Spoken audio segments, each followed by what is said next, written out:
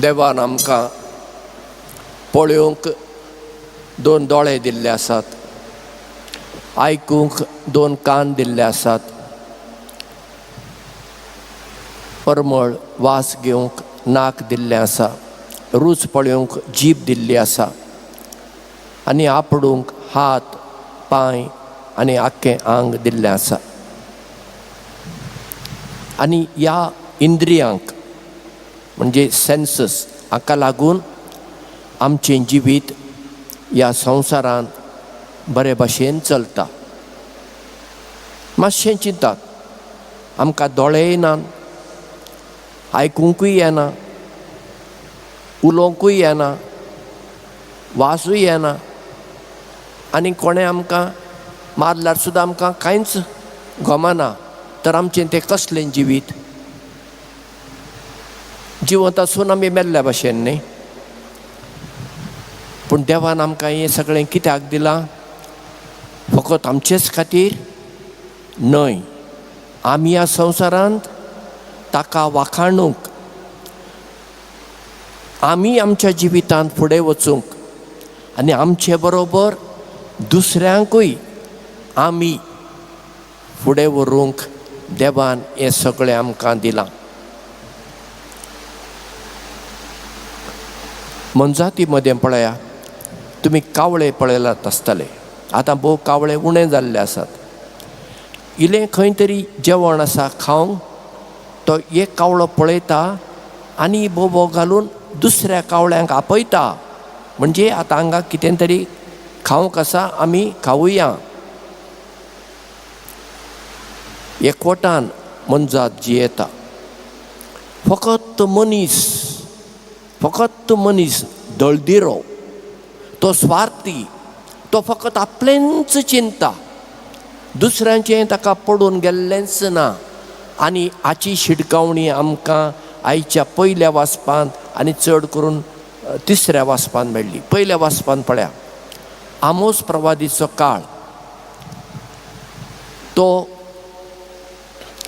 इस्रायलाच्या उत्तर भागांत प्रवादपण चलयतालो. जल्मल्लो दक्षिण भागांत जुडान, पूण आतां प्रवादपण तो उत्तरे कडेन करता. आनी त्या वेळार इस्रायलान ग्रेस्त लोक बरे बरे न्हेसताले, खाताले, सगळें करताले आनी गरिबांक चेपून दवरताले. तांचे अशी नदरूच लायनासले. असल्यांचेर तो बडी मारता. खरायेन उलयता आमोस प्रवादी, हें तुमी करता तें सारकें ना. एक दीस येतलो आनी तुमकां गुलाम कशें व्हरतलो म्हणटा आमोस. आनी तें मागीर कितलेशा वर्सां उपरांत घडलें. इस्रायल परजेक देवान परत्यान परत्यान प्रवादी धाडून शिटकावणी दिल्ली आसा. देव आमचे तावन कितें आशेता, कसलो उपास आशेता? वाचा तुमी इजायास प्रवादाचे पयलो वेसवर. देवाक आमच्यो वाती नाकात, फुलां नाकात, धूप नाका, हें कांयच देवाक नाका. देवाक जाय आमी अनाथांची, विधवांची, विधवा म्हणजे जांचो घरकार ना, विधवांची, दुबळ्या धाकट्यांची सेवा केलोली, दुसऱ्यांक नीत आमी दिलोली, असलें देवाक जिवीत मानता. आनी आयच्या तिसऱ्या वाचपान जेजू ती वपार सांगता. तो ग्रेस्त मनीस, ताची कितें चूक? घडये ताणें आपल्या बापाय थावन ती ग्रेस्तकाय जोडली आसत, वा आपल्या घामांनी ताणें ग्रेस्तकाय जोडली आसत, कांयच वायट ना, बरी गजाल. तो बरें जेवतालो, बरें बरें न्हेसतालो, कांय नजो, बरें आसा. ताची व्हडली चूक म्हणजे ताच्या थंय दुर्गा भायर गेटी लागीं लाजर सगळें आंग सगळें घायांनी भरलां. सुणी येवन ताचें आंग लेवतात, पोटाक ना, न्हेसूंक तरी ना तूं सारकें. तो थंय आसा आनी तो आशेतालो ह्या ग्रेस्त मनशाच्या घरांतलें जें कितें नाका जाल्लें जेवण भायर उडयतात न्ही, तें तरी खावंक तो आशेतालो, तेंय ताका मेळ्ळें ना. कित्याक ती सुणीं आसात, ती पयलीं येवन खातात. आनी ह्या ग्रेस्त मनशान ताका पळोवंक ना. पळयलां, दोळे आसात, कान आसात, सगळें आसा, पूण ताणें आड नदर केली. आनी जेन्ना लाजर मेलो ताका आब्रामाच्या गोपान व्हेलो. आनी ह्या ग्रेस्त मनशाक पवित्र पुस्तक म्हणटा पुरलो. पुरचें सुण्यांक, मनजातींक, मनशांक न्हय. पूण आमच्या बायबलांत चड करून गोंयचे कोंकणीन, क्रिस्तांवांचे कोंकणीन असलें वापरता. पूण हांगा हें उतर सारकें आसा. त्या ग्रेस्त मनशाक पुरलो, म्हज्या बापायक पुरलो न्हय, म्हज्या बापायक माती दिली, निकी पिलें. असलें आमी कोंकणी सुदारूंक जाय. आमच्या क्रिस्तांव लोकांची कोंकणी आयकून हिंदू लोक आमकां हांसता. गोंयांत क्रिस्तांव लोकांची कोंकणी गोंयांत सुदारूंक जाय. म्हजो बापाय मेलो न्हय, म्हजो बापाय देवागेर गेलो, देवादीन जालो, सरलो, अशें कितें आमी म्हणूंक सोदले. मरचें सुणें, सुणें मेलें, गाय मेली, पाडो मेलो, आसूं ती गजाल वेगळी. आनी आतां सगळें बदल्लें. हो ग्रेस्त मनीस दोळे उबारून पळयता, अरे हो भिकारी थंय आसा वयर सर्गार आनी हांव हांगा यमकोणान. आनी तो बोबो घालता. आब्रामाक म्हणटा एक थेंबो उदक म्हज्या जिबेर. आब्राम म्हणटा ना, संवसारांत आसतना तुवें सूख भोगलें आनी लाजरा कडेन तुवें पळोवंक ना. आतां तुवें भोगूंकूच जाय तुवें केल्लें. मागीर तो म्हणटा म्हाका 5 जाण भाव आसात, तांणी हांगा येवचें नाका, देखून लाजराक धाड. आब्राम म्हणटा ना, थंय मोइजेस आसात आनी हेर प्रवादी आसात, ना तांचे ते आयकुचें नात. मेल्ल्यांतलो कोण जिवन जावन गेल्यार ते आयकतीत. तेन्ना आब्राम ताका शेवटी म्हणटा, जर ते मोइजेसाचे आनी हेर प्रवादांचे आयकनात, मेल्ल्यांतलो जिवन जाल्यारय ते आयकुचें ना. ही ओपार आमकां लागता. आमी एकवटान जिवंक आसा, एकवटान, शांतीन, मोगान. आमी फकत म्हजेंच पळयल्यार जायना. हांव, म्हजी फामील इतलेंच न्हय, दुसऱ्या सवें हांवें उदार जावंक जाय. चड करून कोण दुबळी धाकटीं आसा म्हजी शेजारा, गरीब भुरगीं आसा, तांकां बाबा युनिफॉर्म घेवपाक दुडू नात, तांकां पुस्तकां घेवपाक दुडू नात. हांव तांची चिंता. हांव बरीं फेस्तां करतां, बरें जेवतां, बरी गजाल. बाबा दुबळ्या धाकट्यांक एक फामिलीक एक जेवण हांव दितां, हें आमी चिंता. असो आमचो लोक चिंतिना.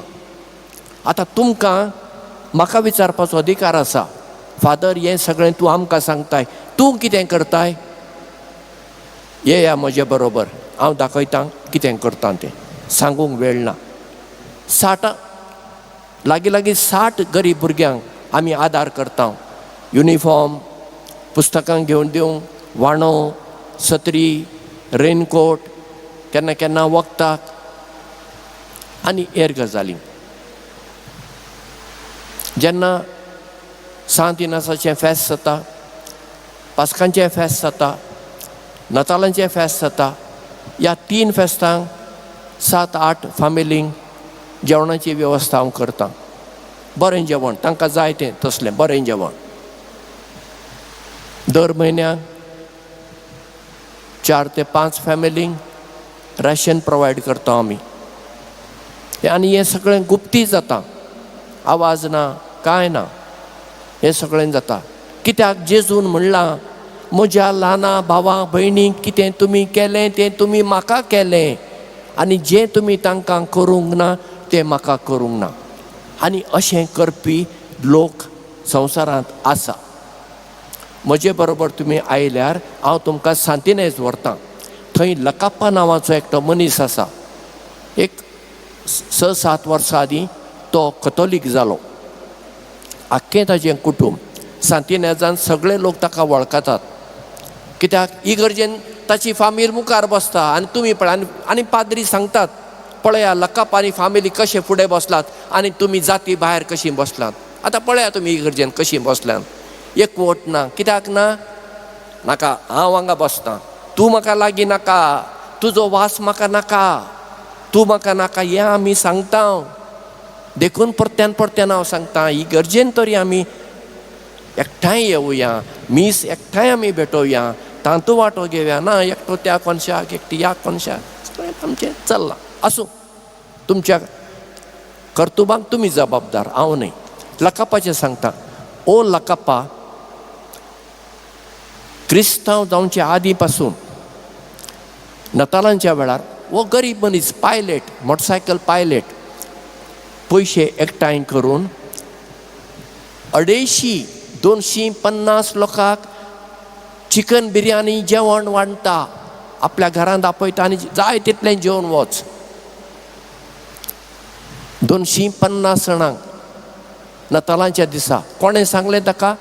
कोणेंच सांगू ना. आतां ह्या वर्सा 20 आनी 8 वर्सां जातात ह्या नतालांक. दर वर्सा तो हें करता. खंयचो गोंयकार म्हणपी करता म्हाका सांगा पळया. कोण करता अशें म्हाका खबर ना. ओ लकापा करता. कित्याक तो म्हणटा, जेन्ना हांव जेजूशी आयलो, म्हज्यो वायट संवय हांवें सोडून दिल्यो, हांवें हात लायिल्ले ते भांगर जालें. देवान दिलां, हांव दितां. इतलो उदार मनाचो लकापा मनीस. तर लकापा जर इतलो उदार, आमच्यान उदार जावंक जायना? आमी जावंक जाय. ना जाल्यार आमकांय त्या ग्रेस्त मनशाक पळय कसली ख्यास्त पडली. ती ख्यास्त आमी आमचेर मागून घेता. देव ख्यास्त लावंक वचना. ख्यास्त आमीच आमचेर ओडून घेवची आमच्या जिवितांतल्यान. देखून आज आमी मागुया, सायबा, इतले दीस आमी आमकां जाय तशें जियेल्या. आज पासून आमी एकवटान मोगान, न्हय फकत इगर्जे भितर, इगर्जे भायर वेता थंय आमी एकवटान जियेतल्या, दुबळ्या धाकट्यांची काळजी घेतल्या. आमच्यान कितें तांचे पासत करूंक जाता तें आमी करतल्या. हेंच जावन दी आमचें मागणें.